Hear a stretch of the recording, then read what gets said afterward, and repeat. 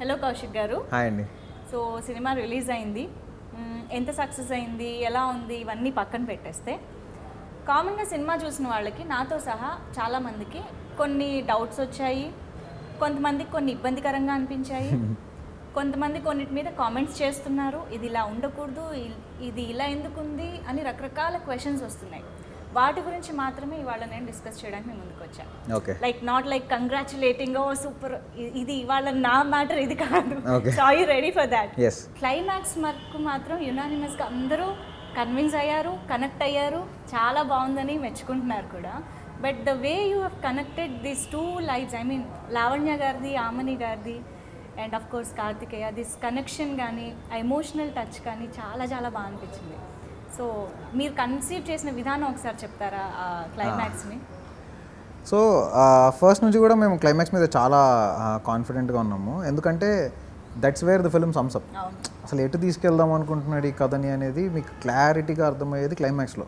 మిగతాదంతా you will enjoy it, you will entertain, you will get emotional, ఇవన్నీ ఉంటాయి. కానీ క్లైమాక్స్ పాయింట్ ఏంటంటే ఓవరాల్గా what is that you want to tell out of this film అనేది climax. So ఆ క్లైమాక్స్లో మురళీ శర్మ గారు కూడా he played a very crucial role. So ఆయన నాకు లిటరల్లీ మురళీ శర్మ గారు సొసైటీ, నాకు సొసైటీని మురళీ శర్మ గారు త్రూ రిప్రజెంట్ చేద్దాం అనుకున్నాను.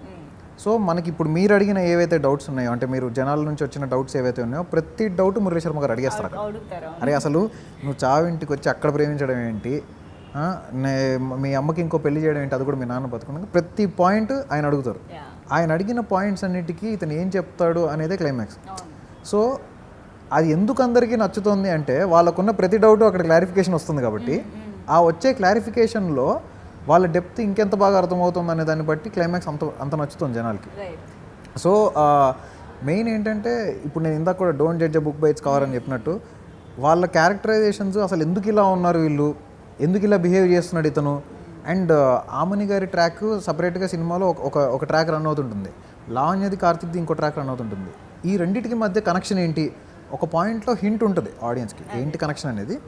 బట్ ఆ రెండింటికి మధ్య proper connection establishment climax. So ఈ రెండు వచ్చి ఒకే దగ్గర ల్యాండ్ అవుతాయి. అంటే నీకు అది తప్పు కానప్పుడు ఇది తప్పు కాదు అనే పాయింట్ అది మీరు మూవీ చూసినప్పుడు ఇంకా it will be even more clear.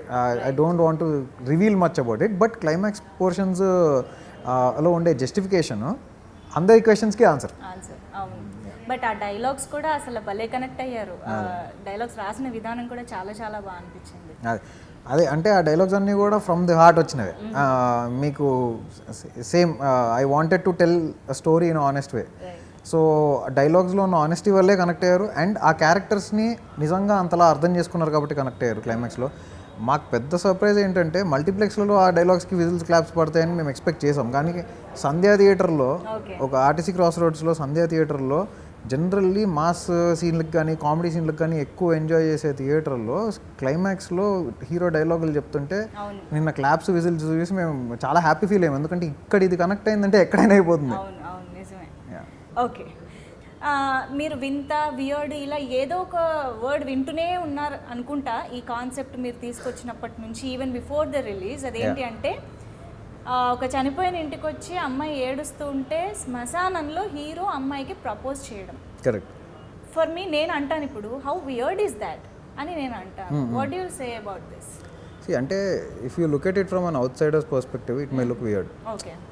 But వాడికి ఆ క్యారెక్టర్ రోజు పొద్దున్న లేస్తే ఒక శవాల బండి నడుపుకునే అతనికి వాడికి లవ్ ఇంకెక్కడ పుడుతుంది అంటే అక్కడే పుట్టాలని రూల్ లేదు, కానీ అక్కడ పుట్టకూడదని కూడా రూల్ లేదు కదా.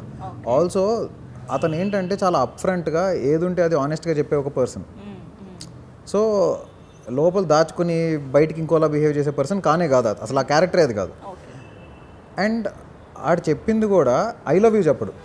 మీరు సినిమాలో అబ్జర్వ్ చేస్తుంటే వాడు ఐ లవ్ యూ చెప్పడు. ఆడు ఏం చెప్తాడంటే నాకు మీరు బాగా నచ్చారు, మీరేం బాధపడకండి, నాకు మీరు బాగా నచ్చారు, మీరు ఒప్పుకుంటే పెళ్లి చేసుకుంటా అంటున్నాడు. వాడి ఇంటెన్షన్ అంత రైట్ కాబట్టే నాకు అది వియర్డ్ కాదు, అండ్ ఆ క్యారెక్టర్కి కూడా అది వియర్డ్ కాదు. అండ్ ఐ డోంట్ నో, అంటే మేబీ దీని మీద కొంతమంది కొన్ని కామెంట్స్ రేస్ చేశారు, కానీ థియేటర్లో దానికి ఆ సీన్కి ఎస్పెషల్లీ విజిల్స్ క్లాప్స్ పడి, సో కనెక్ట్ అవ్వకపోయింటే పడవు కదా. ఓకే, అంటే సమయం సందర్భం అంటారు కదా, ఇప్పుడు అది ఎంత అతనికి రొటీన్ అయినప్పటికీ, అతని డైలీ లైఫ్ స్టైలే అది అయినప్పటికీ కూడా జనరల్గా ఒక కామన్ సెన్స్ ఆర్ సమయం సందర్భం లాంటివి కన్సిడర్ చేస్తే we will look for a right time to say something. So నేను పెళ్లి చేసుకుంటా అనే వర్డ్ని మేబీ ఇంకొంచెం కొన్ని రోజులు ఆగి చెప్పుండొచ్చుగా, ఆ అమ్మాయి దగ్గరికి వెళ్ళి అమ్మాయికి ఆ బాధ నుంచి తేరుకునే టైం ఇచ్చుండొచ్చుగా. ఎగ్జాక్ట్లీ. అది ఎందుకు రాదంటారు? అంటే వాడు ఆ టైప్ ఆఫ్ థింకింగ్ ఉన్నోడు కాదు కాబట్టి. ఇప్పుడు మనకి చావు అనేది చాలా పెద్ద విషయం లాగా చూస్తాం మనం. అవును. ఎందుకంటే మనకి రెగ్యులర్గా చూసే విషయం కాదు అది. అట్ ద సేమ్ టైం ఎప్పుడో మనకి తెలిసిన వాళ్ళలోనో లేకపోతే మన కళ్ళ ముందు ఏదైనా జరిగితేనో మనం వామ్మో ఏదో జరిగిపోయింది అన్నట్టు రియాక్ట్ అవుతాం.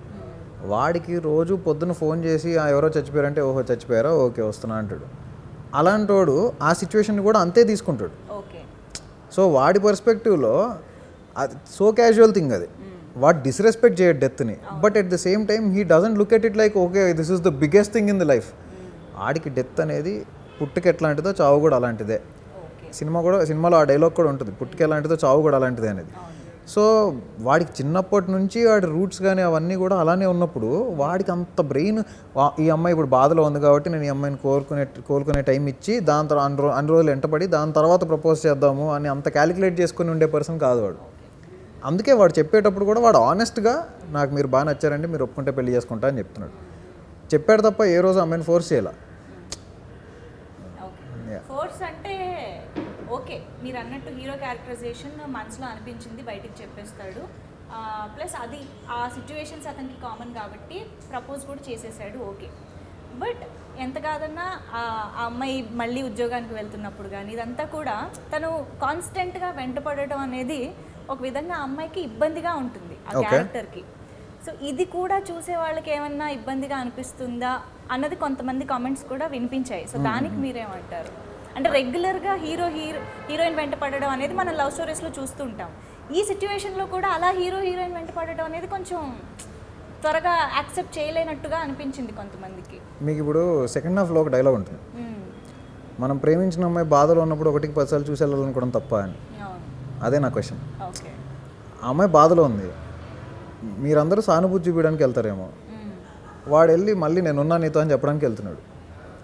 ఆడు చెప్పే విధానం మొరటుగానే ఉండొచ్చు, కానీ ఎక్కడ ఇబ్బందికరంగా కానీ లేకపోతే అమ్మాయిని టార్చర్ చేసేటట్టు ఉండదు.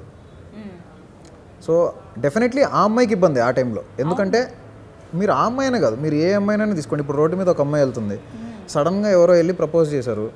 నెక్స్ట్ డే నుంచి అమ్మాయి బస్ స్టాప్లో వెళ్తే ఇటు బస్ స్టాప్లో నుంచి ఉంటున్నాడు, హాస్పిటల్కి వెళ్తే ఇటు హాస్పిటల్కి వెళ్తున్నాడు అంటే అమ్మాయి ఇబ్బందిగానే ఫీల్ అవుతుంది. ఆ అమ్మాయి విడో కావచ్చు, లేకపోతే నర్సు కావచ్చు, ఆఖరికి ఇంకెవరైనా ఇట్ మే బి ఎనీబడి. ఒక అమ్మాయిని వెంట పడుతున్నారు అనే విషయం ఆ అమ్మాయికి ఎప్పుడైనా ఇబ్బందికరమే. ఆమె విడో అయినా కాకపోయినా, నార్మల్ అమ్మాయి అయినా ఇబ్బందికరమే. సో ఈ సిచ్యువేషన్లో కూడా ఆ అమ్మాయికి ఇబ్బందికరమే, కానీ వీడు నేను అమ్మాయిని ఇబ్బంది పెడుతున్నా అనే ఫీలింగ్. మీకు ఆమని గారితో ఒక డైలాగ్ ఉంటుంది సినిమాలో, రే ఆ పిల్ల మనసు కష్టపెట్టకుండా నువ్వు ఏం చేసినా సరేరా అని. సో అందుకే ఈ క్లారిటీలన్నీ ముందే ఇచ్చేసాం. సో వాడి సరౌండింగ్స్లో కూడా వాళ్ళు అంత మొరటుగా ఉన్నా కూడా ఆమని గారు చాలా క్లియర్గా నువ్వు అమ్మాయి మనసు కష్టపెట్టద్దు. వీడు కూడా ఎక్కడ వెళ్ళేసి అంటే ఆమెను ఏదో మీకు సినిమాలో ఎక్కడ కూడా వీడి పాయింట్ ఆఫ్ వ్యూ నుంచి కనుక మీరు సినిమా చూస్తే ఎక్కడ కూడా ఆమెని ఒక లిమిట్ దాటి టార్చర్ చేస్తున్నట్టు అసలు బేసికల్లీ ఇబ్బంది పెడుతున్నాడు అనే పాయింట్ ఆఫ్ వ్యూ వీడి క్యారెక్టర్ నుంచి చూస్తే అనిపించదు. అమ్మాయి పర్స్పెక్టివ్ నుంచి చూస్తే డెఫినెట్లీ కొంతవరకు అనిపిస్తుంది, కానీ సెకండ్ హాఫ్లో మళ్ళీ దానికి కూడా జస్టిఫికేషన్ ఉంటుంది. ఆ అమ్మాయి అంటుంది ఇబ్బంది పెట్టినా తన మీద నాకున్న కోపమే నన్ను ఆ బాధ నుంచి బయటికి తీసుకురావడానికి సాయం చేసింది అని.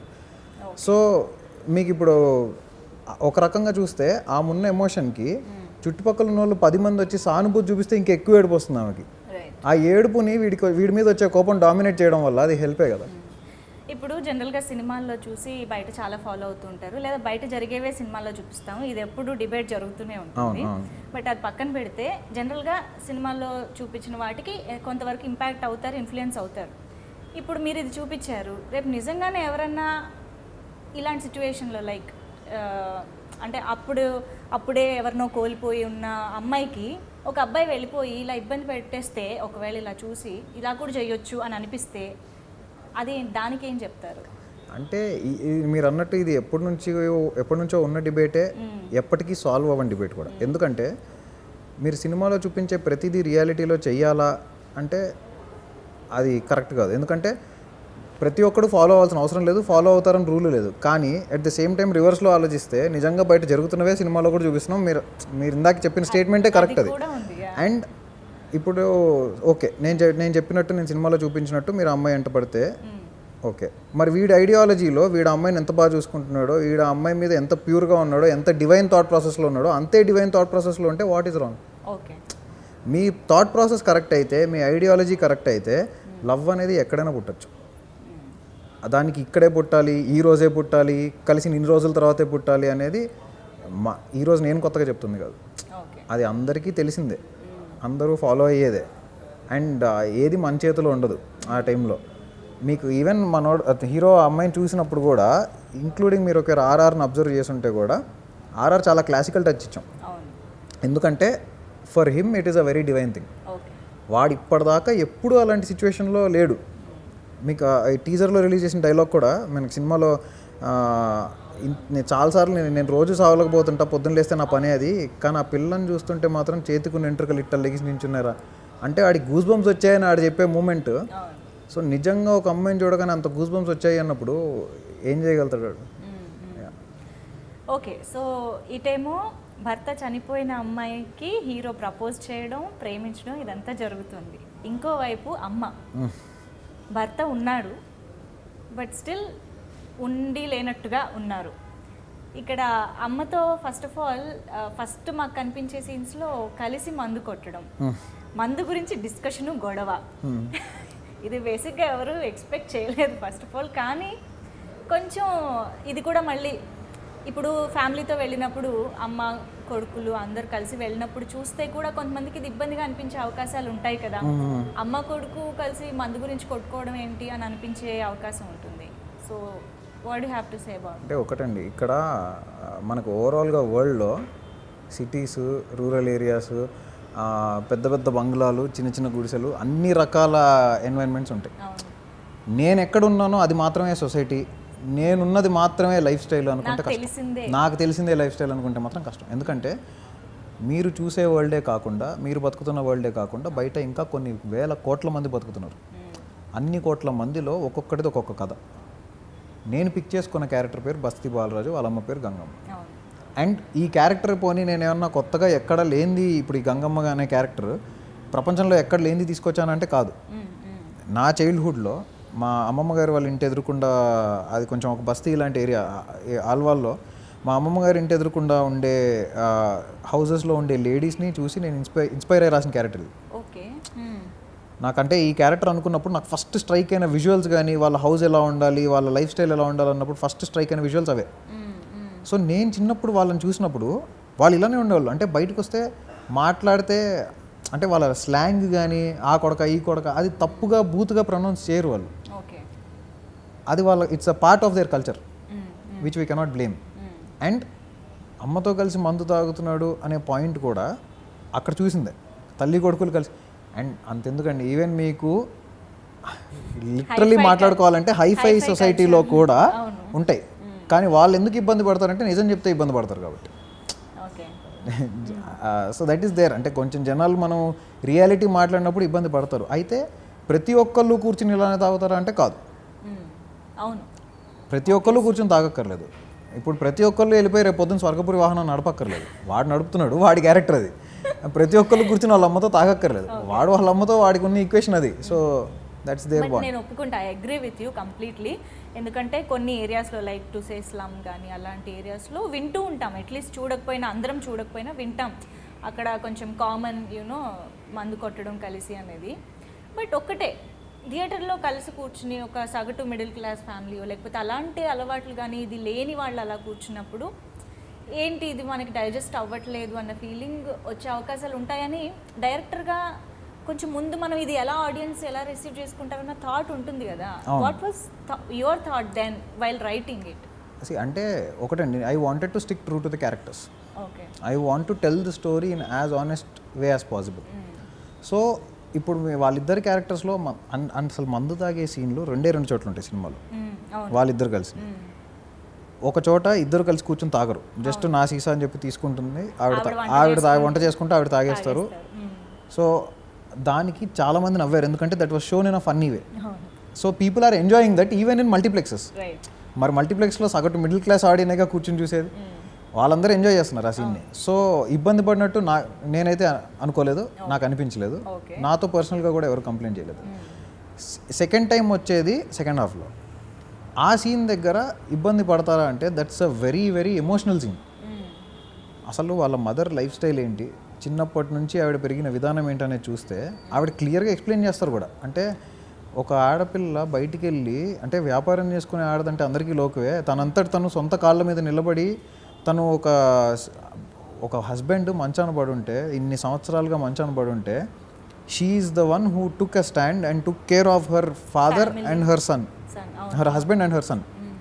సో ఇన్ని సంవత్సరాలుగా ఒక హస్బెండ్ని, ఒక కొడుకుని తానే సాక్కుంటూ వచ్చి తను ఎన్నో హర్డిల్స్ ఫేస్ చేసి ఉంటుంది లైఫ్లో. బయటికి వెళ్తే ఎంతోమంది ఎంతో మాట్లాడుంటారు. బయట బీచ్ దగ్గర మొక్కబొట్లు అమ్ముకునే ఒక క్యారెక్టర్ ఆవిడది, మొక్కబొట్లు వెజిటేబుల్స్ అవి చిన్న బండి పెట్టుకుని. సో అలాంటి వాళ్ళు ఎన్ని ఫేస్ చేసి ఉంటారు లైఫ్లో. వాళ్ళు మందు తాగడం అనేది వాళ్ళకి చాలా కామన్ థింగ్. ఆ మందు తాగడాన్ని నేను ఎక్కడ హైలైట్ చేసి మీరు రోజు మందు తాగండి, పొద్దున్న లేస్తే మందు తాగండి అని ఎక్కడ చూపిలే. దాని మీద నేనేదో హైలైట్ కూడా, అంటే లైక్ దాని మీద ఎన్హాన్స్మెంట్ కూడా లేదు ఎక్కడ. అది it's small part in the scene where it blends well with the emotion. ఆవిడ కొడుకుని కొట్టుంటుంది. సో బయటకు వచ్చి ఏంటి ఒక్కదాన్ని కూర్చొని మందు తాగుతున్నావు, మనసు కష్టం వేసిందా అంటే, బిడ్డను కొట్టినప్పుడు ఏ తల్లికైనా మనసు కష్టంగానే ఉంటుంది కదా. సో ఆవిడ మనసు కష్టంగా ఉంది కాబట్టి ఆవిడ అది కూడా వాడిని కొట్టినందుకు, అదే బిడ్డను కొట్టినందుకు ఆ బాధలోనే. ఓకే.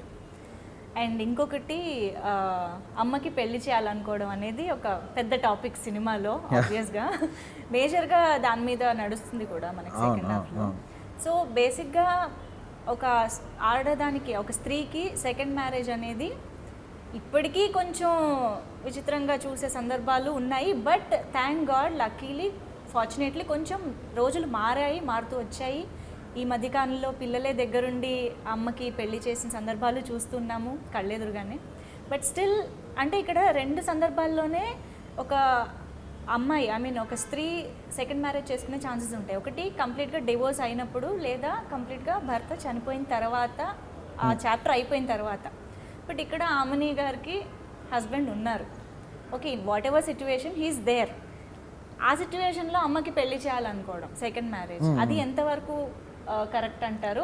ఎంతవరకు అంటే ఏం చెప్పాలనుకుంటున్నారు దాని ద్వారా మీరు సొసైటీకి? సో మీకు ఇక్కడ ఆమని గారి హస్బెండ్ క్యారెక్టర్ ఎవరైతే ఉన్నారో, if you look at him, the age difference between her and him is very much. అంటే ఆ గ్యాప్ చాలా ఎక్కువ ఉంటుంది. ఆయన చాలా ముసలాయన, ఆయన మంచం మీద ఉంటాడు, మాట్లాడలేడు, కాళ్ళు చేతులు కదపలేడు, ప్యారలైజ్డ్ పర్సన్. అది పోనీ ఏమైనా రీసెంట్గా వచ్చిన పారాలసిస్ అంటే కాదు.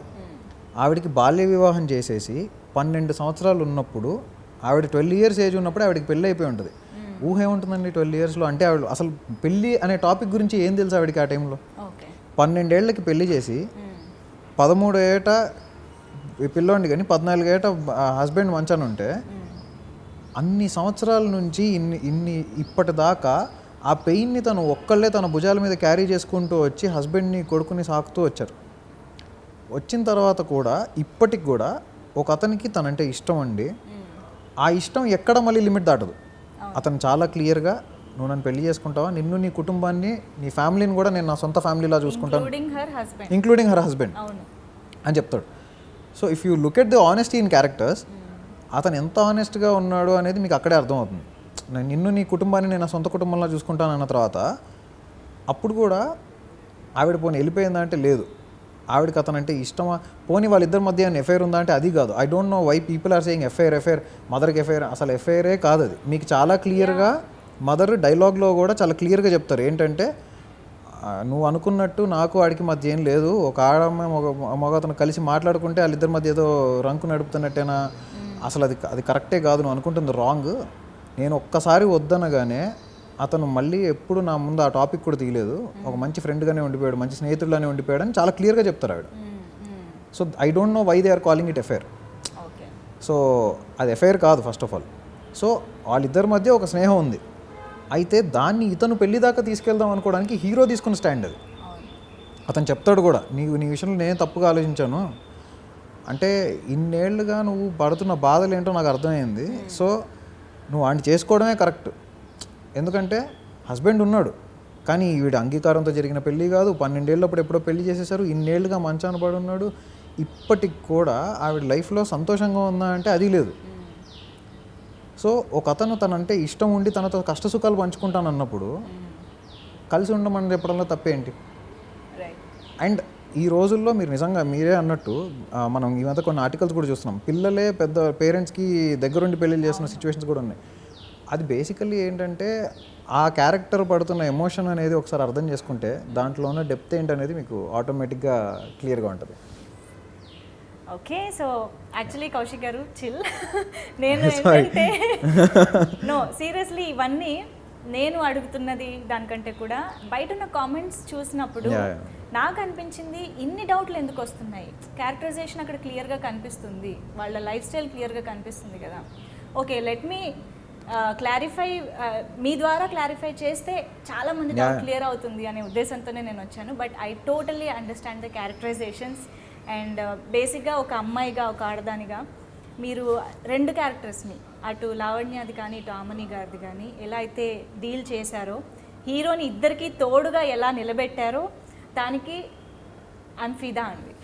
Totally happy for that. ఎందుకంటే సొసైటీలో స్లమ్లో అనే కాదు, జనరల్గా కూడా అలాంటి లైఫ్స్ నుంచి, అలాంటి ఫేజెస్ నుంచి చాలామంది వెళ్తూ ఉంటారు. కానీ దానికి ఇలాంటి తోడు దొరకడం అనేది చాలా రేర్, చాలా కష్టంగా ఉంటుంది. సో హీరో క్యారెక్టరైజేషన్ని అంత అద్భుతంగా తీర్చిదిద్దారు నిజంగా. And I think I should thank you for that. Thank you. And ఒకటేంటంటే జనరల్గా ఇలాంటి సినిమాలు తమిళ్లో కానీ మలయాళంలో కానీ వచ్చినప్పుడు మనం కంపేర్ చేస్తూ ఉంటాము, అబ్బా అక్కడ చూసారా అంత రియలిస్టిక్గా అంత న్యాచురల్గా వచ్చాయి, మన దాంట్లో ఎందుకు ఇలాంటి సినిమాలు రావట్లేదు అని చాలామంది అంటూ ఉంటారు. ఇవాళ ఇలాంటి సినిమా వచ్చింది, చాలా రియలిస్టిక్ అప్రోచ్ని స్క్రీన్ మీద చూపెడుతూ ఉంటే ఇలాంటి కామెంట్స్ ఎందుకు వస్తున్నాయి అంటారు? ఎక్కడ తప్పు జరుగుతుంది? దట్స్ ది ఐరనీ అండి.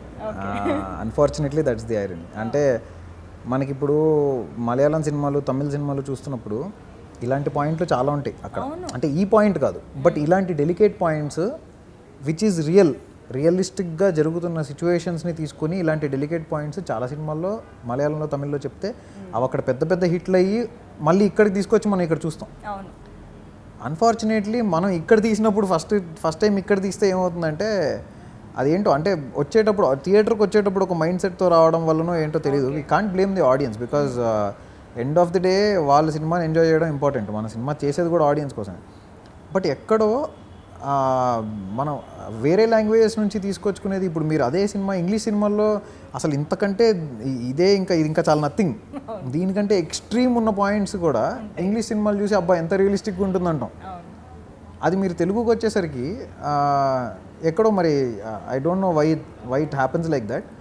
బట్ సమ్హౌ అదైతే ఉంది, అది కొంచెం పోవాలి. ఇప్పుడిప్పుడే తెలుగు సినిమా చేంజ్ అవుతుంది, ఇప్పుడిప్పుడే కొత్త కథలను ఎంకరేజ్ చేస్తూ ఉన్నారు, అండ్ డిఫరెంట్ పాయింట్స్ని టచ్ చేయడానికి డైరెక్టర్స్ కానీ ప్రొడ్యూసర్స్ కానీ డేర్ చేస్తున్నారు. So one thing I'm very happy about is I didn't pick a regular point. I wanted to tell a strong hard hitting content and we told it. Even Aravind గారు కానీ వాసు గారు కానీ దాన్ని ఎంత నమ్మారంటే ఆ పాయింట్ని, ముగ్గురం కూడా మేము మేజర్గా సినిమా మీద బ్యాంక్ అయింది ఆ పాయింట్ మీద. మదర్ వెడ్డింగ్ కానీ, ఒక విడోడ్ లేడీ కానీ, మీరు ఓవరాల్గా సినిమా చూస్తే అసలు లేడీస్కి ఎంత ఇంపార్టెన్స్ ఉంటుంది అంటే, మనకి ఈ మధ్యకాలంలో ఈ సినిమాలలో జనరల్లీ ఆడవాళ్ళని తక్కువగా చేసి చూపించడమో లేకపోతే ఎక్కువ ఇంపార్టెన్స్ లేకపోవడమో కొన్ని సినిమాల్లో అవుతుంది.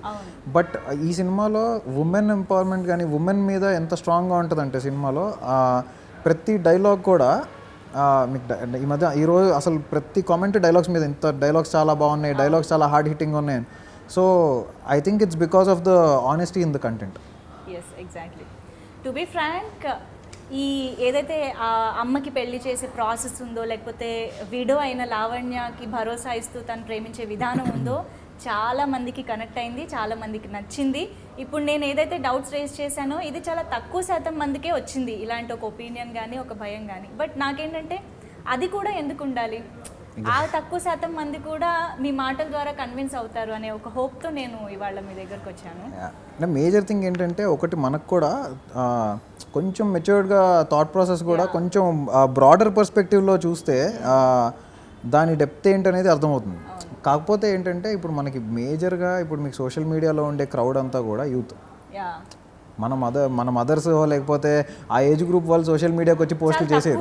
యా సో వాళ్ళ నుంచి నాకు నిన్న సినిమాకి వెళ్తే ఈవినింగ్ షోకి వెళ్తే ఒక అతను వచ్చి నేను మార్నింగ్ సంధ్యలో చూశాను, మా మదర్ని తీసుకొని మళ్ళీ వచ్చాము మా మమ్మీకి చూపిద్దాం సినిమా. సో లేడీస్ ఎంత బాగా కనెక్ట్ అవుతున్నారు అనేది నాకు వస్తున్న కాల్స్ కానీ మెసేజ్ కానీ చూస్తుంటే I'm very very happy. Because end of the day నేను చెప్పాలనుకున్న కంటెంట్ కూడా వాళ్ళ రిలేటెడే. Yes so main point of the film, the core of the film itself is about ladies. So వాళ్ళు ఎంత బాగా కనెక్ట్ అవుతారో సినిమా అంత బాగా రీచ్ అయినట్టు. So I'm very very happy that it's connecting to them. అయితే cinema చూసినప్పుడు కానీ ఇప్పుడు మీతో మాట్లాడుతున్నప్పుడు కానీ మీరేనా ఈ సినిమా తీసిందని అనిపిస్తుంది నాకు. ఇది నాకు చాలా సర్ప్రైజింగ్గా ఉంది. Because you look like you know common youngster, like partying friends ఇలాంటి ఒక సర్కిల్లో కనిపించే ఒక యంగ్స్టర్లా కనిపిస్తారు. అలాంటిది అంత యునో డీప్గా ఇంటెన్స్గా ఎలాగా ఆ ఎమోషన్స్ని డీల్ చేయగలిగారు, అసలు అలాంటి ఒక వ్యక్తుల లైఫ్ స్టైల్ ఎలా ఉంటుంది అన్నది మీరు ఎలా తెలుసుకోగలిగారు అన్నది నాకు చాలా వింతగా అనిపిస్తుంది. అది నాకు కూడా తెలియదు. డోంట్ నో, కార్లో వెళ్తాం బట్ కార్ విండో దించి అక్కడ ఏం జరుగుతుంది, ఆ లైఫ్ స్టైల్ ఎలా ఉంటుందని చూసే తీరిక ఓపిక ఎవరికీ లేదు. But how did you come to know? Exactly ఇప్పుడు మీరు ఏదైతే పాయింట్ చెప్పారో, మనం కారులో వెళ్తాం కానీ విండో డౌన్ చేసి అక్కడ ఏం జరుగుతుందో చూసే ఓపిక లేదని అక్కడ ఏం జరుగుతుందో చూపిద్దాం అనుకునే ఈ సినిమా తీసాం. ఓకే. సో అక్కడ ఇది జరుగుతోంది, ఇదే జరుగుతుందని కాదు. ఇంకోటి major thing, don't judge A book by its cover అన్నట్టు మనము ఇప్పుడు ఒక లేడీ ఒక అబ్బాయితో క్లోజ్గా ఉంది అనగానే ఆవిడ ఏజ్ గ్రూప్ని బట్టి లేకపోతే వాళ్ళిద్దరిని చూడగానే మనం ఏదో కమెంట్ పాస్ చేసేస్తాం. అవును. ఇప్పుడు మాకు సోషల్ మీడియాలో వస్తున్న కమెంట్స్ కూడా అవే అండి. అంటే ఆ కమెంట్ పాస్ చేయడం అనేది చాలా సింపుల్. కానీ once you understand what is behind it, వాళ్ళు ఎందుకు అలా ఉన్నారు అనేది మనకి ఎవ్వరికీ అవసరం లేదు. మనం ఫస్ట్ టక్ మన కమెంట్ వేసేయడం అంతే. అసలు ఎందుకు ఇది అనే క్వశ్చన్ వేసుకోవడానికి ఈ సినిమా. సో వాళ్ళందరి ఇప్పుడు ఏ ఒక్క లైఫ్ స్టైల్ అయినా ప్రతి ఒక్కళ్ళ లైఫ్ ప్రతి ఒక్కళ్ళ వరల్డ్ ఈజ్ డిఫరెంట్. సో వీళ్ళ పాయింట్ ఆఫ్ వ్యూ నుంచి once you get in to their shoes and you understand their emotions, you will understand what is the film. Exactly. Okay, so ఇప్పుడు నేను చెప్తున్నాను, కంగ్రాచులేషన్స్ కౌశిక్ గారు for the wonderful success.